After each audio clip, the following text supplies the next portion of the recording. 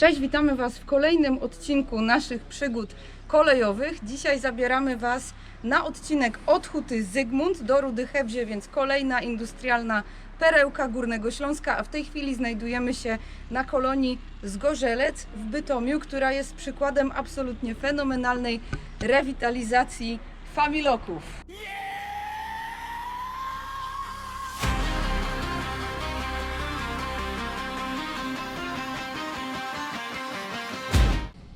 Tym razem nie będzie to taki beztroski spacer, bo musieliśmy zadbać o zasady bezpieczeństwa i jeżeli Wy będziecie chcieli przejść też tym odcinkiem, to pamiętajcie, żeby nie wchodzić na tory, ponieważ tym razem ta linia jest czynna, wobec czego trzeba zachować szczególną ostrożność. Zacznijmy zatem od historii kolonii Zgorzelec. Jest ona jednym z najlepiej zachowanych osiedli robotniczych na Górnym Śląsku, przynajmniej obecnie.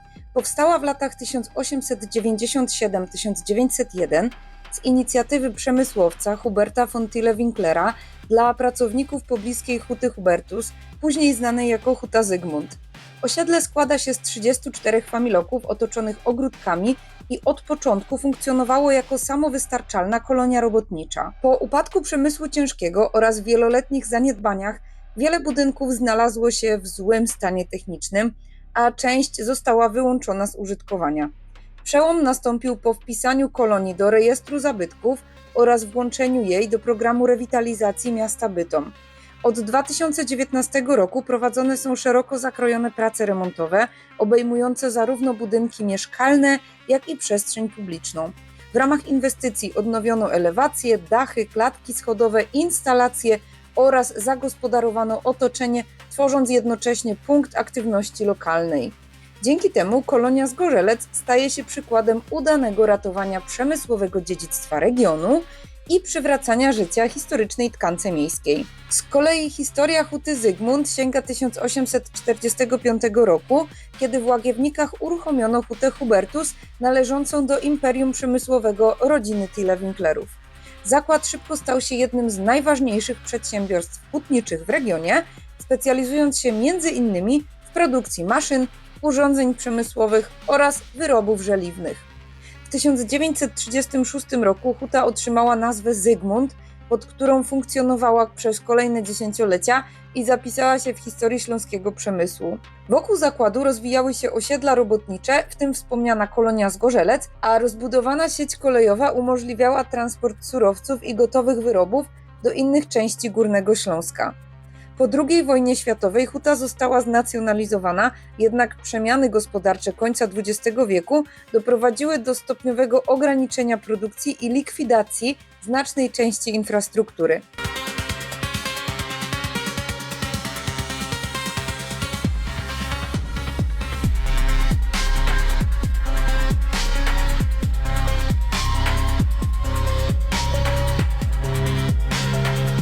Poruszaliśmy się wzdłuż niepozornej, lecz niezwykle interesującej linii kolejowej biegnącej w rejon Rudy Śląskiej Hebzia.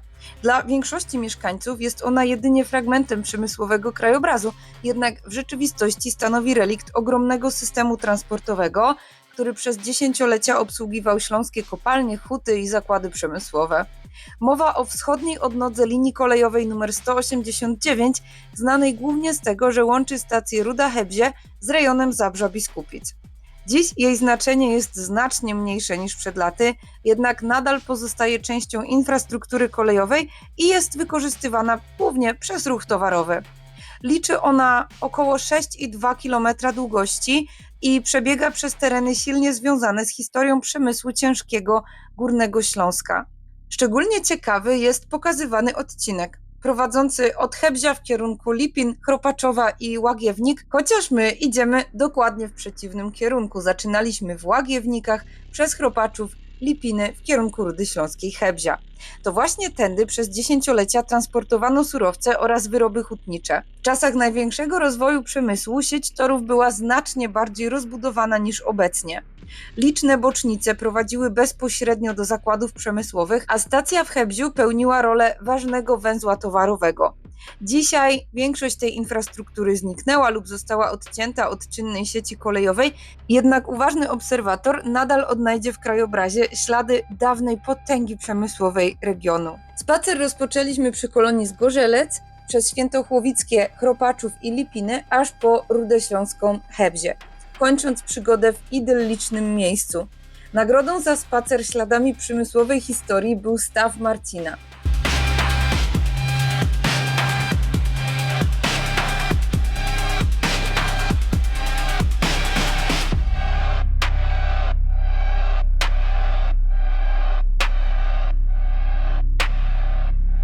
Choć obecnie kojarzony jest głównie z rekreacją i wędkarstwem, jego geneza również związana jest z działalnością przemysłową. Zbiornik powstał w wyniku szkód górniczych, które przez dziesięciolecia kształtowały krajobraz tej części Górnego Śląska. Staw ma powierzchnię około 7,4 hektara i obwód wynoszący blisko 1200 metrów. Leży formalnie na terenie Świętochłowic, jednak najłatwiej dotrzeć do niego od strony Chebzia. Nad jego południowym brzegiem przebiegają linie kolejowe zbiegające się na stacji Ruda Śląska Chebzie, dzięki czemu można jednocześnie podziwiać przyrodę i obserwować pozostałości przemysłowego dziedzictwa regionu. Na deser przepięknie zrewitalizowany budynek dworca w Chebziu, stacja biblioteka i siedziba Miejskiej Biblioteki Publicznej w Rudzie Śląskiej. Warto jednak pamiętać, że w samym Chebziu zachowała się również interesująca pamiątka po czasach, gdy kolej odgrywała znacznie większą rolę niż obecnie, chociaż to zdaje się zmieniać. Mowa o tak zwanym peronie górnym. Znajdował się on po zachodniej stronie stacji na wysokim nasypie. Pasażerowie mogli dostać się do niego przejściem podziemnym prowadzącym od placu przed głównym budynkiem dworca. Peron obsługiwał pociągi kursujące liniami lokalnymi i przemysłowymi, jednak wraz z ograniczeniem ruchu kolejowego został zlikwidowany. Dziś pozostały po nim jedynie nieliczne ślady dostrzegalne dla osób zainteresowanych historią kolei, ale sam fakt istnienia dwóch poziomów obsługi pasażerów doskonale pokazuje, jak skomplikowanym i rozbudowanym organizmem komunikacyjnym było kiedyś Chebzie.